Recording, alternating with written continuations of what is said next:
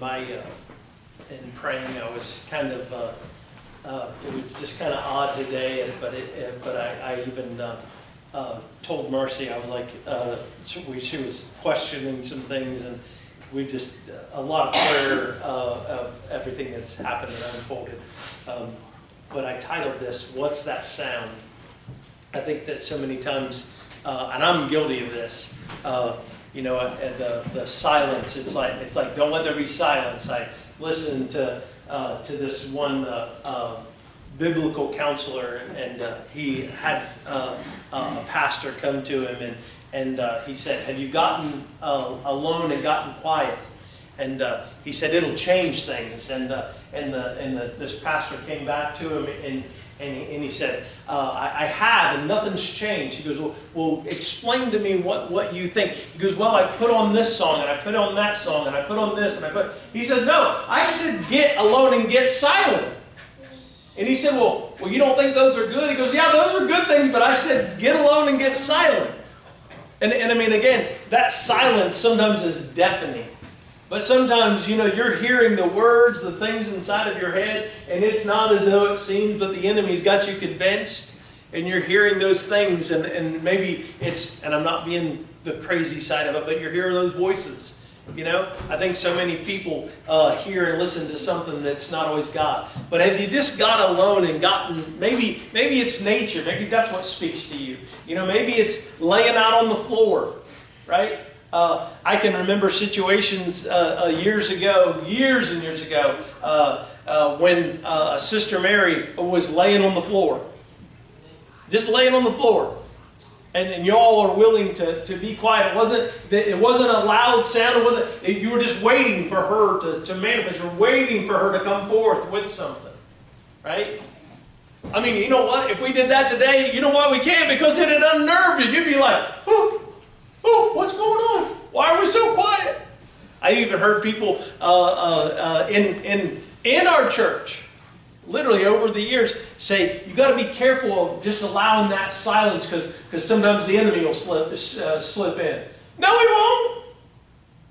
He's not going to slip in the silence. Sometimes God's causing the silence to your storm. Jesus, and when I was praying about this morning, I was like, God was, He speaks to me in different ways, but He was showing me that Jesus didn't come riding a surfboard on the waves. He came and calmed the waves. But then I saw Jesus in this in Bermuda shorts and Rick Powers Hawaiian shirt, you know. And he said, that's not who God's trying to be to you. He's trying to calm the waters in that.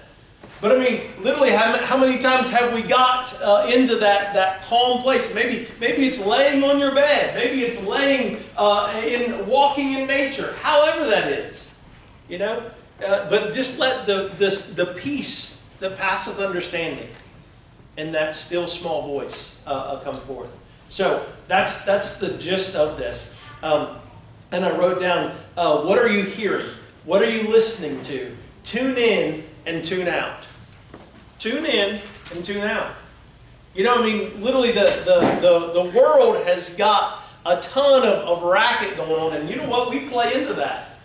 We play right into the racket. You know, I mean, loud music, sporting events, all that racket. I mean, and again, sometimes, I mean, I'm guilty of this. We're guilty of this in our own house. Sometimes we just turn on the TV for background noise. Not that we're watching it, but you got to have some noise. You can't just have calm peace. And I remember back in school, every once in a great while, something would happen too, because in a big building like that, you have constant pressure. There's always air flowing in. It's either hot air or cold air. It's not anything in between. But every once in a while, everything would just shut off and it would get still quiet. And the whole school, there would just be a hush. And I went to school in an open concept, so it was really loud. Right? But all of a sudden, it would just go, whoa. And you wouldn't hear a thing. And everybody would be like, oh, goodness. Something's wrong, right? I think we as Christians, you know why God can't get in and do it? Because we're not willing. But yet in Scripture it says, I'll lead you beside still waters. Have you ever walked by a stream and it's moving and it's kind of, you hear a roar? But have you ever walked by the water where, in a pool of water where it's not moving? It's quiet. It's not making a noise. And I challenge you in the week ahead to listen and be still and know that God's working in that. The reason that we're not hearing from God, the reason that we're not hearing in our own personal, private prayer closet is because we haven't even gotten still to give Him a chance. You know, I mean, it's like, I got alone in my prayer closet and I didn't say a word for 5 minutes and He didn't either, so I got up. And I mean, we're all guilty of that. I heard, I listened to Christian radio a lot because I was on the road a lot. And the other day I heard this lady say, I was in getting my oil changed. Okay? And you know, you can either sit in the car nowadays and get your oil changed. But she said, so I had a few minutes, so I spent it with God. She squandered out a couple minutes out of her day, and she said, and this is literally somebody that's on Christian radio. And I'm not going to tell you who it was, because you know what? I'm guilty of that sometimes. You know, you have 5 minutes of your time, and you're like, God, I got some time for you. Can you speak to me? How many of you have made an appointment? Set it up and said, today, right? Every time that Claude would work for me about 2 or 3 days a week, and every morning he'd say, you know, he asked me, you know, what's God saying to you today? I said, well, I just got here, Claude. He's not saying anything to me. He goes, I woke up every morning. He said, I woke up at 5 o'clock this morning and I spent an hour with God. I'm like, wow. He just devoted. He goes, it's slotted in. He goes, you told me I had to be at work at 8, but I had to show up with God at 5. And I showed up with God and I read and He showed me this and He said this and I was like, wow, that's awesome.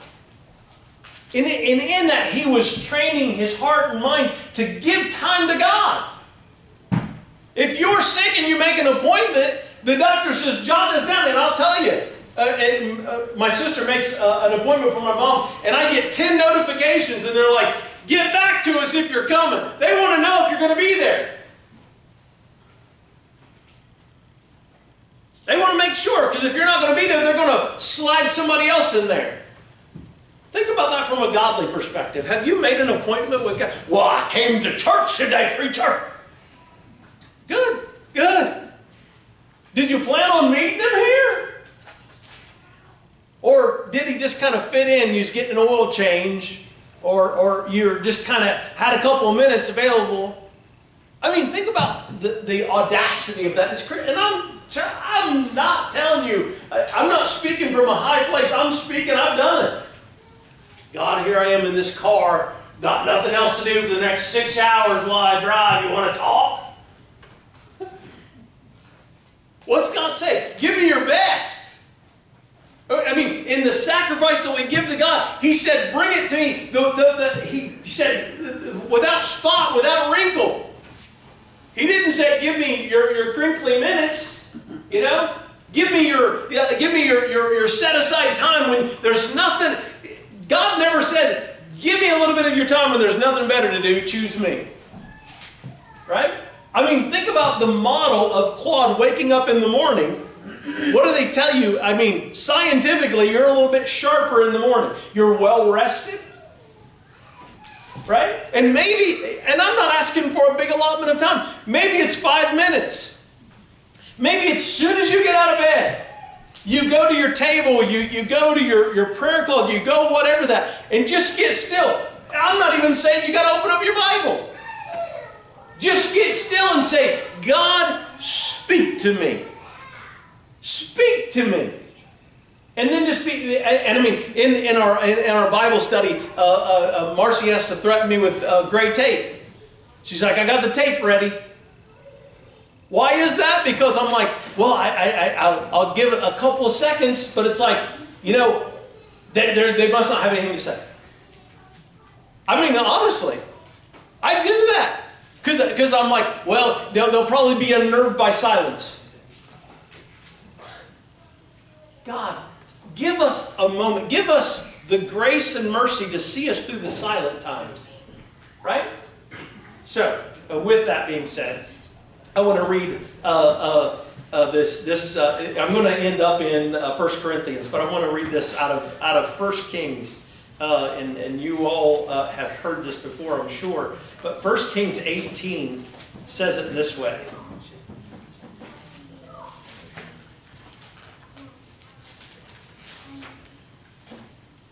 Out of verse 41. 1 Kings 18:41. I guess I've got to turn the page. It says, "And Elijah said unto Ahab, Get thee up, eat and drink, for there is a sound of abundance of rain." Get thee up, for there was a sound coming forth. Now, that just kind of doesn't sound like much. Y'all here lately have heard the sound of abundance of rain. I've traveled in the sound of an abundance of rain, and it's crazy. Floating all over the road, pulling over 3 or 4 times because it was so heavy. But yet Elijah is telling Ahab the sound of abundance. I don't think that Ahab could hear it, but Elijah heard it, and it wasn't there yet. There was a sound. And you think, that's no big deal. But guess what? There had been a drought for over 2 years at the time. When he said that, I guarantee you Ahab's like, Elijah, it hadn't rained in 2 years, buddy. It probably ain't going to rain no more. Who was Ahab? Ahab was the king that was married to Jezebel. That met the prophets of Baal up on Mount Carmel. And Elijah obviously was getting alone with God. Where did he just come from? He had literally dwelt in a cave. Have you ever been in a cave? It's quiet. There's not a lot of sound. There's not a lot of things that you can hear, except you can barely hear yourself thinking for the loudness of the silence. Amen? I think that God had to get him alone, and then Elijah was so alone that he was convinced he was alone. He's like, I'm the only guy here, God. And literally, he even states on down through here, he basically says, he goes, I alone, I stand here. And he did. He did go up against the prophets of Baal. He did defeat them all. But literally, you think about that, it hadn't rained, and he prophesied that. He said there's going to be a drought that's coming. And he heard that from God, and then he relayed the information. He relayed the information to the people to warn them of an impending drought, but he's also the one that God chose to warn them that the rain was coming.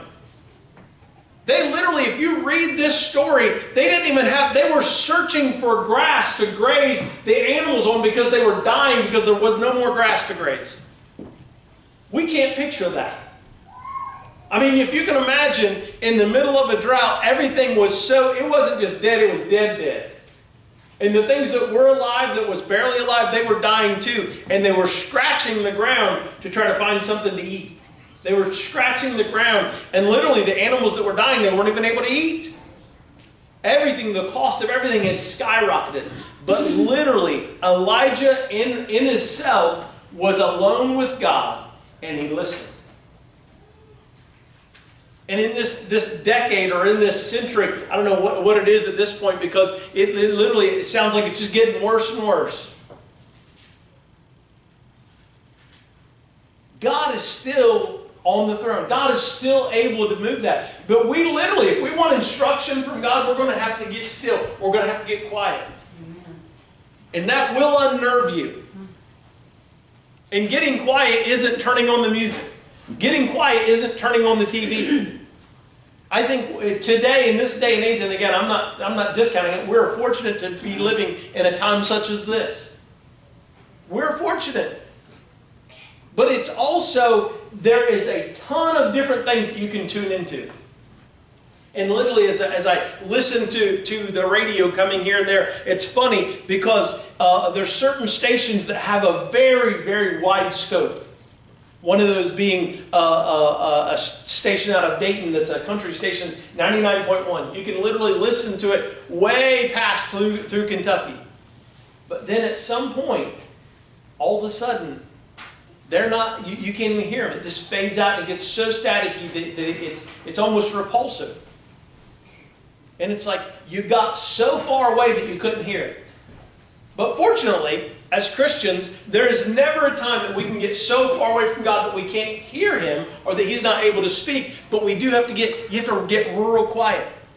And sometimes you have to slow way down because we're in high gear in a fast-paced world. Fast, fast, fast, more, more, more.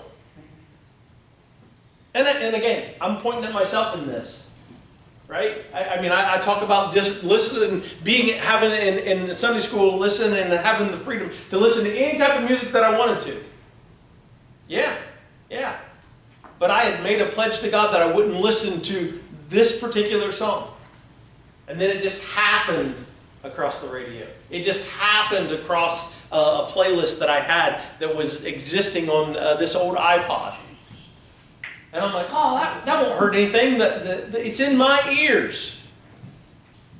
And then, again, like I always say, God shows up. Literally, it was just a couple of days later that I was listening to a sermon, and the person was Jensen Franklin, and he played just a little excerpt of that song. And he says, and I know what you're listening to. And I'm like, I felt like I was crucified. See, God is listening. God does know. And if you've made a vow to God, it's better never to make a vow than to make a vow and to break that vow. And as Christians, we've all pleaded with God. I don't know about you, but we're a barter. God, I tell you what, if you'll only heal this person, if you'll only take care of this, if you'll only take care of that, I will. You know what that's called? That's a vow.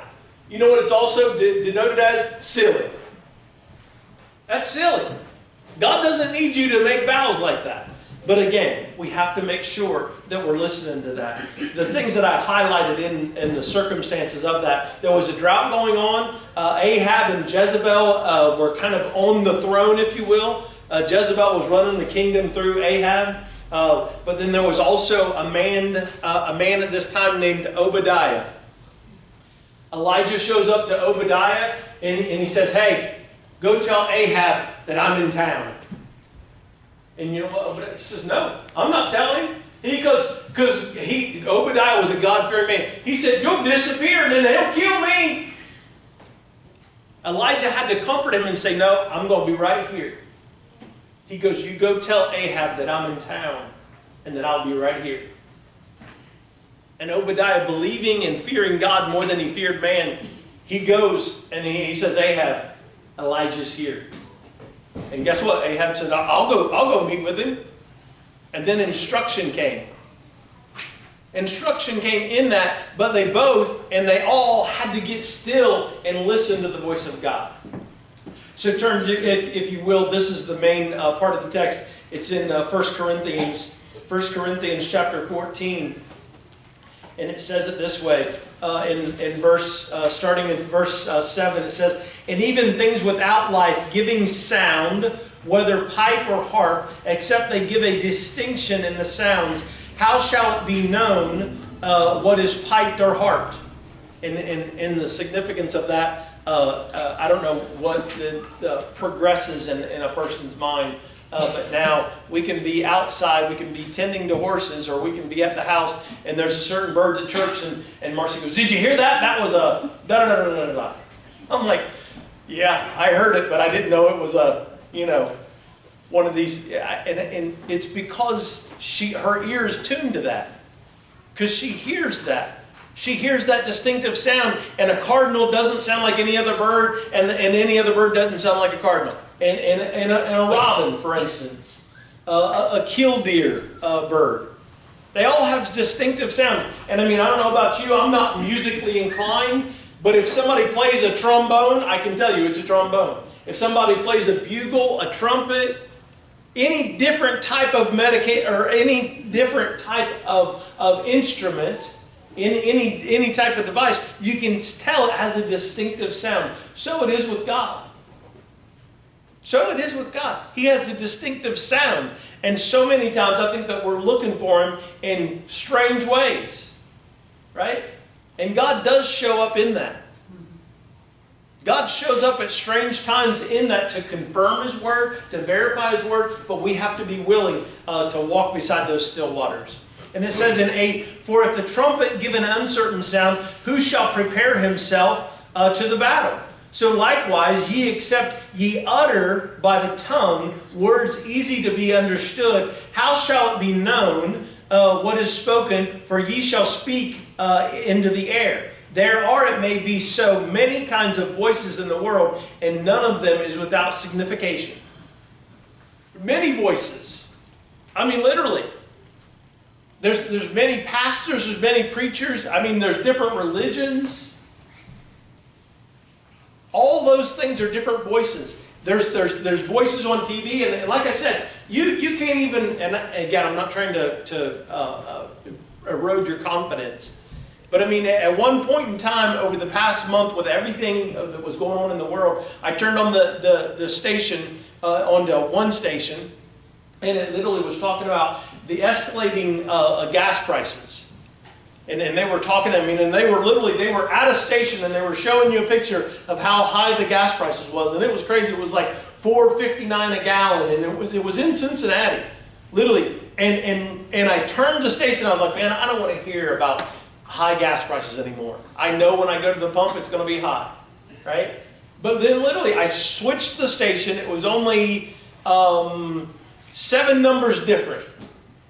And they were saying something different. They were talking about the gas prices. They were standing in front of this gas price, and it was like $3.59, and they're like, look at the falling gas prices. Gas prices are falling. Both were true. It's just a matter of what you want to listen to. What are you listening to? I mean, literally, does the only thing that takes to shake your faith is a high gas price? Because if that's it, I mean, if that's the only thing that's going to shake your faith, go out to California. Go to New York. They pay a lot more than us. But then literally, I don't know about you, but I take advantage of it. I was in Indiana the other day, and they've suspended their gas tax. Y'all lucky bucks. I mean, seriously, it was 60 cents a gallon cheaper in Indiana than it was in Ohio. It was cheaper. So I told Marcia, I said, pull over, let's fill up. Let's take advantage of being here. Amen? But then the funny thing is, because I saw the prices coming through us, the very next morning I get up, I start to head to Cincinnati, and lo and behold, the gas station right down the road from me had just the same price. We haven't suspended our gas tax. I don't know whether that's right or wrong. I won't get into the detail of it. I don't really care. But literally, it was so funny. Overnight, our gas prices had fallen 50, 60 cents a gallon. It wasn't the end of the world, though. That didn't mean God was coming back today because high gas prices. It also didn't change my faith. I was still grateful that I was in Indiana and had the wherewithal to put gas in my tank, because it was still cheaper at that very moment. Amen? But I listened to that.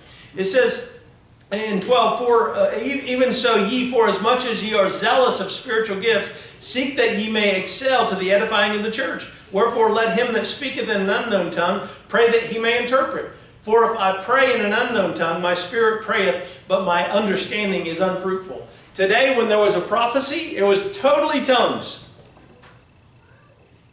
And then there was an interpretation. Now, that's wonderful. I mean, tongues are awesome. I encourage them. I pray that way. Teach that way. I'll never teach against that. But literally, you know what tongues are for? Biblically speaking, it's for the unbeliever. It's to convince you that He's real. Because there's no way that can come forth unless by the Holy Spirit. There's no way.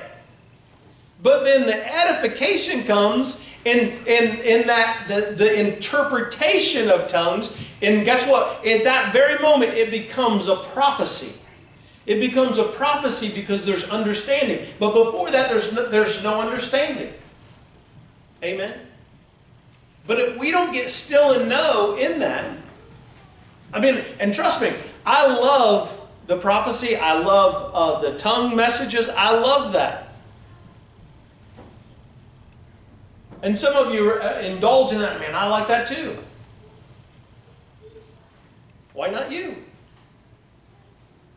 I mean, seriously, I've said in my heart, there's been times that I've come into church and certain people haven't been here. I'm like, oh goodness, guess there's no tongue message today. Woo! Can you imagine? I mean, and trust me, there's a lot of most churches don't even get to experience that, nor even allow that. But yet, if we showed up and it wasn't here, you'd be like, man, I got to question everything about that church. I got to question everything about that. I can't believe that it's not there. I mean, literally, there's things that we have to hear to know that the Spirit's here.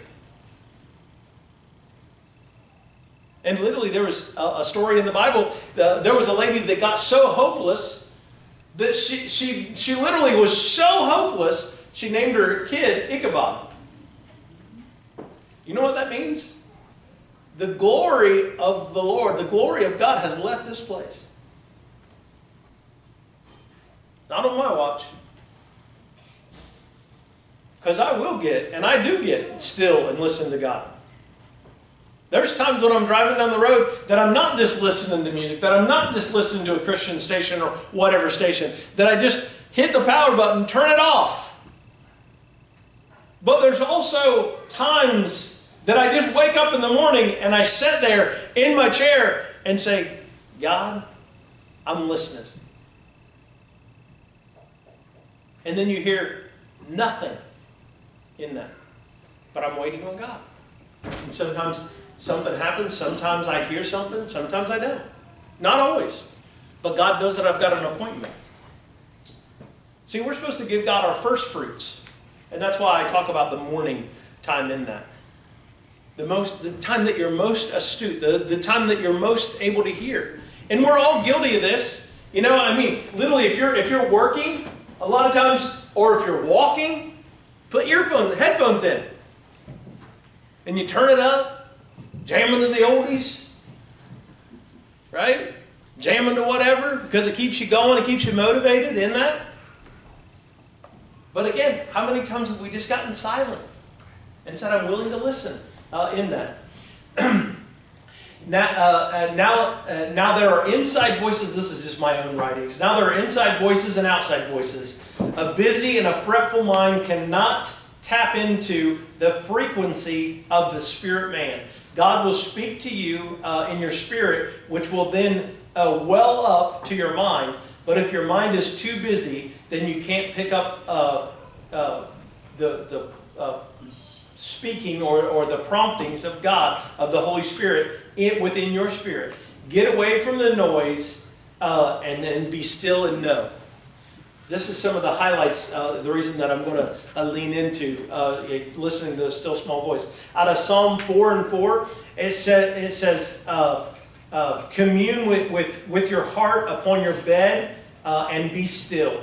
Psalm 23:2, it says, He leadeth me beside the still waters. Psalm 46:10, be still and know that I'm God. Be still and know that I'm God. And literally, then again, what I've said before so many times, look at the way in the context that that's written in. All those three things are written out of Psalm by a man named David, which was getting chased around the countryside by Saul. His life was in danger. He couldn't even sleep somewhere and not be in danger. Everything, but he kept saying, be still. This guy shouldn't be saying that.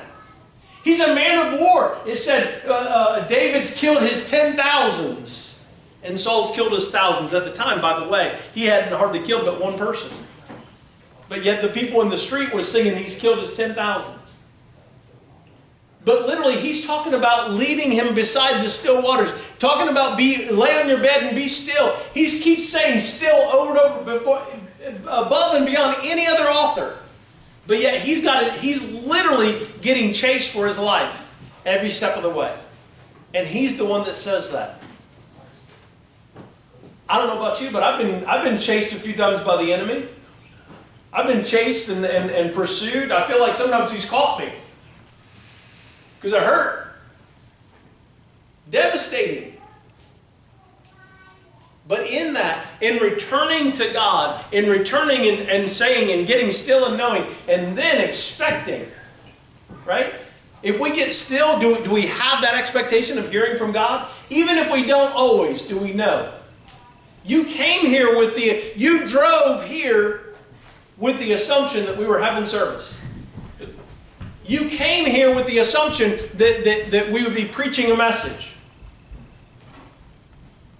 But you didn't go up to the door and say, oh, it's locked. Guess not today. You drove here expecting. Tomorrow when you wake up, is God expecting to hear from you? When you wake up, are you going to give God an opportunity to speak to you? I challenge you. I'm challenged. Right? I'm challenged. I'm going to try to fulfill that. If I preach it, just like Brother Herman said, sometimes you're preaching it and then you got to walk up to it. Right? Because I'm the biggest guilty party as far as dead airspace. And I mean, in pausing, trust me, there's more an effect in pausing and having that moment of silence than ever. Have you ever tried that in a conversation? It'll unnerve people in a conversation. If you're talking to them and you're just like, what do you think? And then, I dare say, count to 10. And sometimes they'll respond, sometimes they won't. But sometimes you'll also catch them that they weren't listening to you anyways. Has that ever frustrated you when you're in a conversation and then you find out they're not actually listening to you? Maybe it hurt your feelings. Maybe it was like, oh my goodness, I can't believe that they weren't listening. God's always speaking. He's always speaking. Rarely heard. Rarely heard. And again, that's not an indictment. I mean, I take that upon myself too. I mean, God. I mean, there is times that God probably couldn't get a word in edgewise with me because I'm asking, I'm seeking, right? In that, but there's also a time just to.